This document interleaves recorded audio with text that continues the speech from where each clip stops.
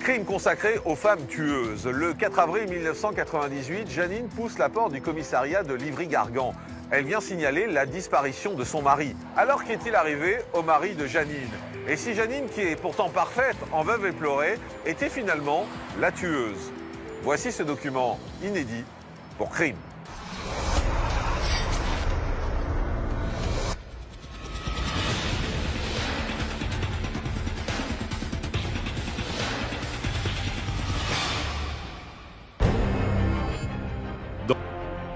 Mon mari m'a appelé en me disant Aïe, on sait, elle l'a tué, c'est elle qui l'a tué, elle a avoué.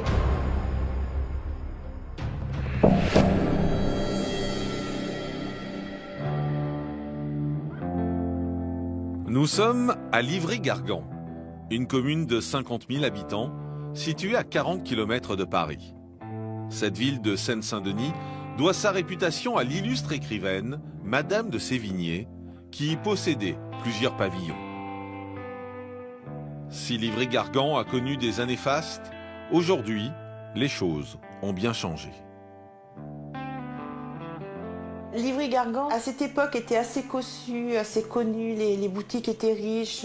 Le boulevard de Chanzy, il y avait des belles boutiques et des choses comme ça. Et au cours du temps, comme beaucoup de banlieues, c'est un petit peu dégradé. C'est une banlieue plutôt ouvrière. Il y avait des usines, pas mal. C'est pas la banlieue la plus exaltante de la région parisienne. Le 4 avril 1998, il est aux alentours de 22 h quand Roger, un habitant de la commune âgé de 66 ans, part faire sa promenade quotidienne. Mon père, tous les soirs, il emmenait le chien et il partait dehors. Qu'il pleuve ou qu'il fasse beau, qu'il vente, qu'il fasse, il fallait qu'il emmène son chien. Parce que son chien, il avait son cheminement à faire. Donc il savait qu'il s'arrêtait aux rues. Il allait jusqu'à la boulangerie et hop, il revenait. C'était immuable. Vous ne pouviez pas faire autrement. Mais ce soir-là, à minuit, contrairement à son habitude, Roger n'est toujours pas rentré. Il n'est pas revenu. Son chien est revenu tout seul. Janine, la femme de Roger, appelle alors immédiatement la police pour signaler sa disparition. Le brigadier qui est de service envoie à ce moment-là une patrouille, mais ça ne donnera rien. Aucune trace de Roger, ni dans les rues de Livry-Gargan, ni dans les bois aux alentours. En rentrant de leur recherche, les policiers reçoivent alors un appel alarmant. Vers 3 h du matin, le commissariat reçoit un appel anonyme signalant que le corps de Roger se trouve sous une voiture. Une deuxième patrouille de police part alors à l'endroit indiqué. Sur place, ils ne trouvent pas le corps de Roger. Mais sous la voiture, un élément les intrigue. La police a retrouvé un chausson. Ce chausson, visiblement, est reconnu par Janine comme étant celui de son mari. C'est donc une pièce importante.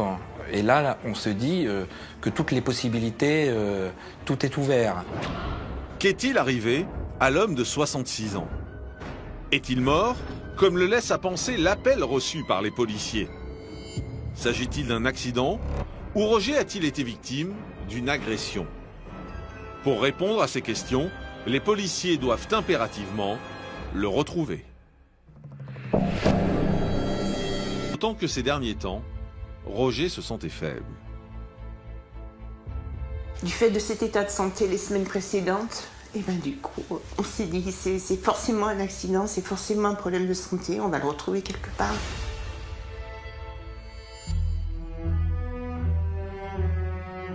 Puisque les recherches des policiers ne donnent rien, Eric, le fils aîné de Roger, et Evelyne, sa femme, décident de mener leurs propres investigations. Donc on est allé voir, on ne sait jamais qui s'est tombé dans un trou. On a vraiment cherché, après on a fouillé un petit peu vers les bois, Clichy-sous-Bois, Bondy, le bois Fermugé et tout ça, où ils allaient avec les enfants de temps en temps. On a fait à côté de Livry-Gargan, il y a aussi un parc, on l'a fait, rien. Evelyne et Eric impriment alors des affichettes avec la photo de Roger pour les placarder un peu partout dans la ville. Quelqu'un a peut-être remarqué quelque chose ce soir-là. On a fait le tour des magasins, demandant si on avait le droit de la mettre sur les bus, enfin de partout un petit peu sur Livry-Gargan. J'ai reposé toutes les affichettes sur tous les trajets où il passait pour aller au travail, que je connaissais parce qu'il avait pas mal de petites routes qui passaient, donc j'ai mis des affiches partout. Même si les proches de Roger craignent le pire, ils veulent mettre toutes les chances de leur côté pour le retrouver. Pour cela, ils font également appel à la presse. Je reçois quelques temps plus tard un appel de la belle-fille de Janine et elle souhaiterait que nous publions un appel à témoins. Mais en vain. Personne ne sait où est passé Roger. De leur côté, au commissariat de Livry-Gargan, les policiers se penchent sur l'histoire du disparu. Le retraité avait-il des ennemis? Qui aurait pu lui en vouloir au point de le supprimer? Roger était quelqu'un d'apprécier le bon grand-père, ce qu'on pourrait qualifier de bon grand-père. Il était aimé par ses enfants et plus spécialement encore par ses belles-filles. À 66 ans, Roger est contremaître à la retraite.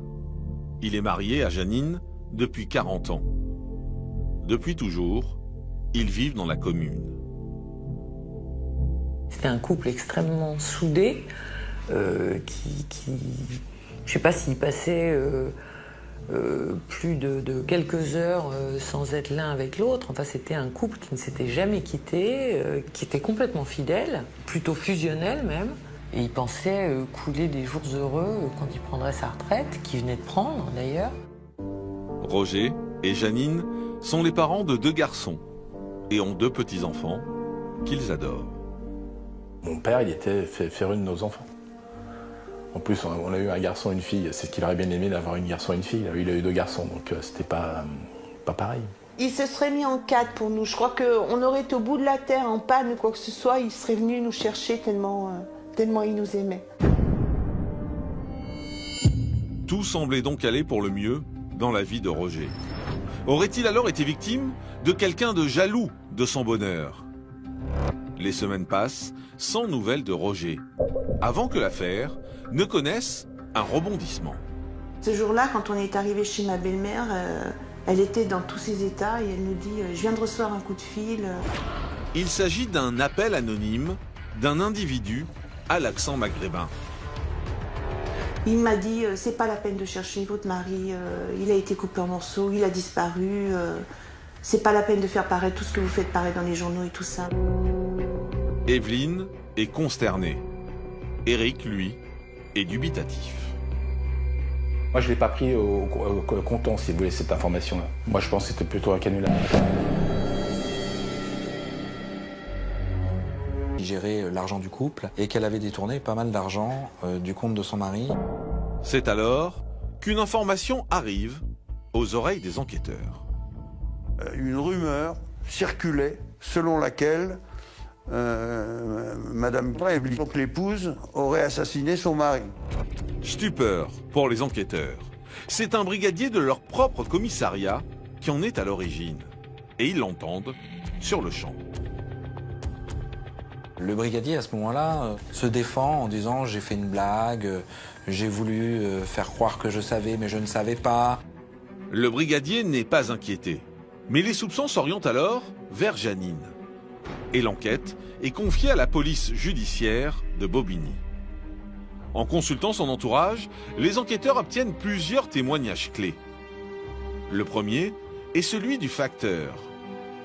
Grâce à lui, il découvre que Janine avait une poste restante au bureau de Livry-Gargan. Elle avait un accord avec les PTT, avec la Poste, pour que le courrier ne soit jamais livré directement à leur domicile, à la maison. Janine s'était débrouillée avec la Poste pour qu'ils conservent tout le courrier. Elle passait, elle faisait le tri. Mais que cherchait-elle à cacher? C'est un commerçant qui va alors éclairer les enquêteurs. Le buraliste explique que Janine venait régulièrement chez lui pour utiliser sa photocopieuse. Et là, elle trafiquait. Alors elle faisait des bandelettes de papier pour mettre un autre montant chiffré, qu'elle collait sur les trucs, qu'elle refotocopiait, etc. Visiblement, Janine trafiquait les comptes du ménage. Roger s'en serait-il rendu compte? Autre élément troublant, le témoignage de la femme de ménage du couple. La femme de ménage, quand elle est interrogée par la police, signale que divers objets ont disparu dans la maison, notamment un tapis qui se trouvait dans la chambre des deux époux et le haut d'un pouf, le coussin d'un pouf. Donc elle s'interroge sur la disparition de ces objets qui ont disparu justement en même temps que Roger. Voiture rouge, break, et donc il n'arrêtait pas d'en parler. Sa voiture rouge. Il dit, avant de partir, je veux une voiture rouge. Voilà, c'était un truc d'enfant. Le concessionnaire de voitures explique alors aux policiers que 2 jours après la disparition de Roger, Janine a pris contact avec lui. Janine a téléphoné au garage pour décommander et puis pour dire que son mari ne viendrait pas. D'ailleurs, il avait disparu. C'est comme ça qu'elle a pu récupérer la compte. Janine aurait-elle fait disparaître son mari pour récupérer l'argent à ses propres fins? S'agirait-il alors d'un crime crapuleux? Et retrouvera-t-on un jour le corps de Roger?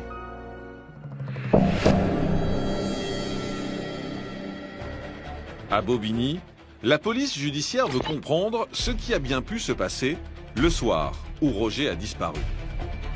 Pour cela, ils vont reconstituer l'emploi du temps de ces dernières heures.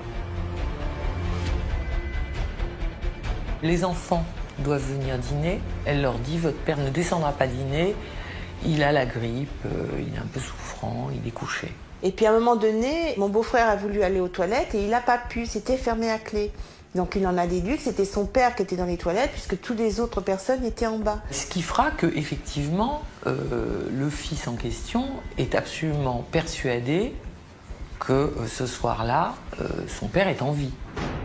Mais ce soir-là, personne n'a vu Roger de ses propres yeux, si ce n'est Janine, son épouse. C'est alors en consultant les relevés téléphoniques du domicile que les enquêteurs vont faire une découverte déterminante. La nuit de la disparition de son mari, Janine était en contact avec un certain Daniel. Elle aurait contacté un gars avec qui elle faisait plus ou moins des affaires pour l'aider à se débarrasser du corps, mais il n'a pas voulu l'aider. Désabusé par cette demande, Daniel aurait prévenu la police. Il a été pris d'un cas de conscience, donc il a appelé un ami qui était finalement le standardiste du commissariat de Livry-Gargan. Et évidemment, un lien s'était créé, c'était devenu un homme à tout faire finalement. Dès qu'il y avait une petite chose qui n'allait plus dans la maison, on appelait cet artisan. Daniel est placé en garde à vue. Les enquêteurs le somment alors de s'expliquer sur ses conversations téléphoniques avec Janine. L'artisan, dès qu'il est interrogé par les enquêteurs, avoue très rapidement. Il explique qu'effectivement, lui ne voulait pas être mêlé à cette affaire, que Janine l'a appelé, qu'il ne voulait pas lui répondre au départ. Et que finalement, face à l'insistance de Janine, il a cédé. Et là, elle dit, j'ai fait une bêtise, mon mari est mort, il faut que vous m'aidiez, venez, il faut faire quelque chose. Elle lui propose 1000 francs pour faire disparaître le corps, ce qui prouve à quel point elle était complètement hors d'elle. Daniel est donc formel. Janine a tué son mari. Avant de l'arrêter, les enquêteurs se penchent sur son profil. Peut-être trouveront-ils une explication à son geste. Janine, c'est une femme qui voulait être coiffeuse. C'était ça, Janine. C'était pas une chef d'entreprise, c'était une petite dame d'une petite bourgeoisie, une fille unique qui adorait son père. Sur le plan physique, c'est la brave femme, un peu Maminova, où elle avait cet air-là, elle est toujours à la permanente, bien organisée, bien agencée, propre sur elle, comme on dit. Mais derrière ce portrait de bonne grand-mère, se cache en fait une femme au caractère bien trempé. Tout le monde l'a dépeinte comme effectivement quelqu'un d'assez autoritaire qui mène son monde à la baguette. Il faut savoir que Janine est quelqu'un qui est une femme qui est très manipulatrice, qui est très froide, qui, encore une fois, est une femme qui qui aime bien diriger, qui aime bien piloter les choses. C'est pour ça que chez elle, elle pilotait les comptes, elle pilotait un petit peu la gestion au quotidien du couple. Et ça, tous les témoignages le confirment. Le problème, selon ses proches, c'est qu'au lieu de gérer correctement les comptes, Janine avait plutôt tendance à les vider. Certains disaient qu'elle jouait quand même pas mal à différents jeux, donc elle avait besoin d'argent. Elle jouait au loto, elle jouait à des jeux de grattage. Certains disent même qu'elle allait jouer à des machines à sous, donc elle était assez dépensière. À tel point que Janine se retrouve vite la tête sous l'eau. Les comptes sont dans le rouge, et pour ne pas alerter Roger, elle va alors emprunter de l'argent à l'infirmière de sa mère, 3 000 €. Je lui ai fait donc 2 chèques, donc elle m'a remboursé un petit peu en retard, mais enfin elle m'a remboursé bien. Ben, elle me dit surtout n'en parlez pas à Roger, parce qu'il ne le sait pas. Elle dit moi c'est moi qui m'occupe des affaires, alors elle me dit non, surtout ne lui en parlez pas, ça ferait des problèmes. Bon, alors moi d'entendu, j'en ai pas parlé. Face aux enquêteurs, Éric, le fils de Janine, confirme le caractère dépensier de sa mère. Quand j'ai commencé dans ma vie de professionnel, même avant, je lui avais donné l'accès à mon compte bancaire, donc elle me le vidait, alors qu'il n'avait même pas le temps d'arriver, l'argent qui était déjà vidé. La thèse d'un meurtre crapuleux se dessine. Mais pour l'instant, aucun corps pour le confirmer. Les enquêteurs misent alors tous sur des aveux de Janine. La mère de famille aurait-elle vraiment fait disparaître son mari pour de l'argent? Et si c'est le cas, expliquera-t-elle son geste lors de sa garde à vue?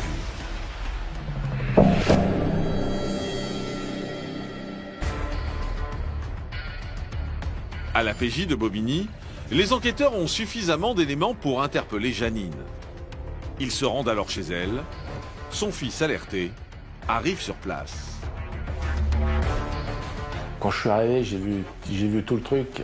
Oh là là, j'ai dit ça y est, j'ai compris. C'est pas la peine. Donc j'ai compris. J'ai tout de suite, j'ai dit ça y est, tu l'aides, c'est toi. Puis elle m'a baissé les yeux, puis elle est partie. Ils l'ont emmenée. Janine est alors placée en garde à vue. Au départ, elle nie être impliquée dans la disparition de son mari. Mais très vite, elle finit par livrer des informations.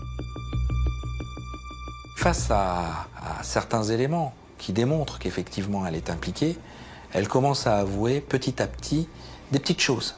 Elle avoue effectivement, dans un premier temps, qu'elle a pris de l'argent, mais sans avouer le crime. Au bout de 24 heures de garde à vue, Janine campe sur ses positions. Elle est donc placée en cellule pour la nuit. C'est là qu'elle va se livrer à sa co-détenue. Mise au courant de ces divulgations, les enquêteurs entendent à nouveau Janine, qui va tout leur raconter. Et cette nuit-là, il a voulu savoir. Roger lui demande qu'est-ce qui se passe avec l'assurance vie, quoi. Il veut aller payer sa voiture, etc. Et là, elle craque et elle lui dit écoute, il n'y a pas d'argent et il n'y en aura pas. J'ai jamais alimenté ce compte. Malgré les précautions prises par sa femme, Roger a découvert le poteau rose. Furieux, il réalise qu'elle le mène en bateau depuis 30 ans. Son mari est devenu violent, il a pris une barre de fer, il a commencé à vouloir la frapper. Et puis, voilà, elle s'est défendue. Il y avait une armoire sur laquelle il y avait une petite hachette qui servait à couper du bois. Face à la colère de Roger, Janine raconte alors aux policiers qu'elle s'en est saisie pour se défendre. Elle avoue qu'elle lui a donné plusieurs coups, au moins 3. Là, il est tombé sur le lit et il s'est mis à saigner beaucoup. Janine réalise alors qu'elle vient de tuer son mari. Elle va expliquer aux enquêteurs que Daniel, l'homme à tout faire, ayant refusé de l'aider à se débarrasser du corps, elle a trouvé une autre solution. Elle a vu dans le garage donc, de Roger la tronçonneuse. Et là, Eureka. Elle nous a dit qu'elle avait caché le visage de Roger. Elle lui avait mis un sac en plastique autour du visage parce qu'elle ne pouvait pas le regarder. Janine met alors à exécution son macabre scénario. Sans état d'âme, elle découpe son mari en morceaux. Elle a dit qu'elle avait découpé au niveau du torse, et des bras, ensuite au niveau des genoux, de la tête. Voilà, il y a eu probablement très très peu de diffusion de sang. Elle avouera qu'elle les a mis finalement dans des sacs poubelles, 4 sacs poubelles, qu'elle avait planqué les sacs dans la voiture de sa mère, dans le coffre de la voiture de sa mère. Et la nuit, elle profitait de moments d'accalmie pour aller avec la voiture de sa mère déposer les sacs avec les morceaux de son mari dans les poubelles de Livry-Gargan. Le corps de Roger ne pourra donc jamais être retrouvé et les dires de sa femme difficilement prouvables. Les policiers annoncent alors à la famille la terrible nouvelle. C'était 6 mois de souffrance, de chercher de partout, jusqu'à la fin, jusqu'au jour où on m'appelle pour me dire qu'il fallait que je vienne à la maison chercher ma fille, je croyais récupérer mon père. Mon mari m'a appelé en me disant « Aïe, on sait, elle l'a tué, c'est elle qui l'a tué, elle a avoué. » Et, donc là, ça a été la douche froide aussi, j'étais encore au travail. Au même moment, les policiers perquisitionnent le domicile de Roger et sa femme, dans l'espoir de récolter un maximum d'indices. Sur place, plusieurs éléments corroborent la version de Janine. Ils ont découvert que le tapis avait véritablement disparu. Ils ont découvert aussi qu'il y avait des traces de sang dans la chambre, dans la cave.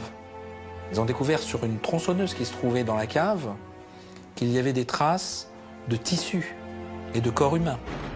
L'arme du crime, la hachette, est également retrouvée ensanglantée. Les 2 outils sont analysés et les résultats sont sans appel. Ils ont bien servi à tuer Roger. Janine est donc mise en examen pour assassinat et incarcérée à la prison de Fleury-Mérogis. À l'approche du procès, plusieurs questions restent en suspens. Janine a-t-elle vraiment tué son mari au cours d'une dispute? Y a-t-il eu préméditation, comme le pense le juge d'instruction?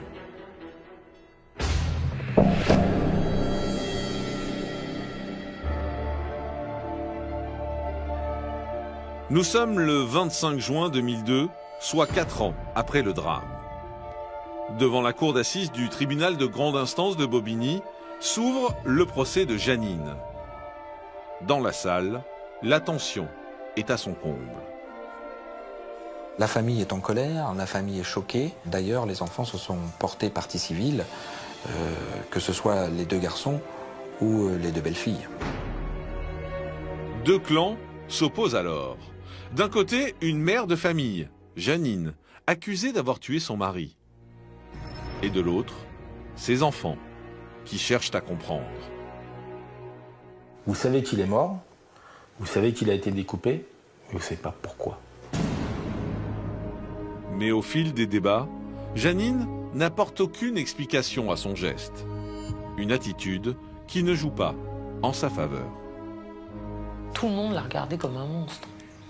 Et tout le monde s'est dit, mais qui est cette femme qu'on croyait connaître?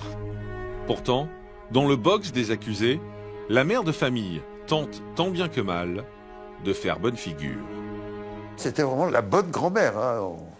Présentation d'audience absolument impeccable. Bon, et donnant l'impression d'une certaine sincérité. Ce qui est étonnant, c'est la capacité de cette femme à manipuler les gens qui sont autour d'elle. Parce que finalement, en 40 ans de mariage, on se rend compte qu'elle a manipulé son mari pour récupérer l'argent, qu'elle a joué sans lui dire, qu'elle utilisait, qu'elle dépensait cet argent, que personne ne le savait, ni son mari, ni sa mère, ni ses enfants.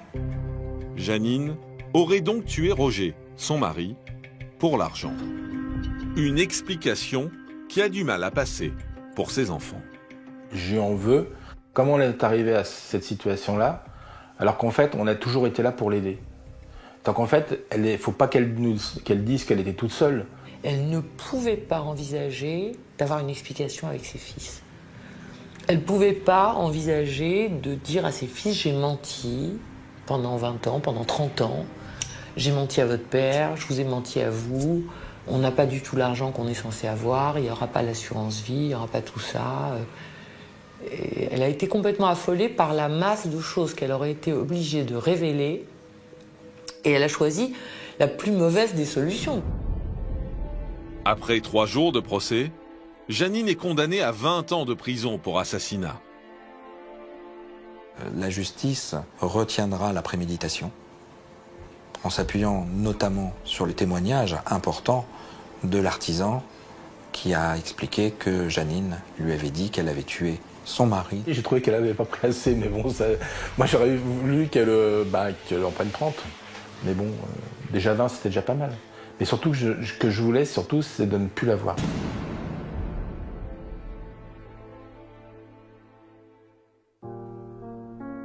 Aujourd'hui, après 12 ans d'incarcération, Janine est libérée, sous condition. Celle de ne plus approcher sa famille. Pour les enfants de Roger, la blessure, elle, reste ouverte. On a perdu les racines de la famille, on a perdu... c'est comme si la maison n'avait plus ses fondations. Et il faut se reconstruire et là, c'est très compliqué, tout simplement.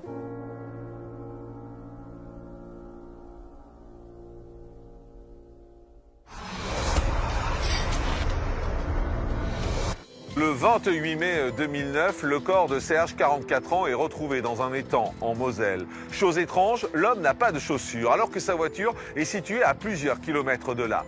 Voici ce document pour Crime.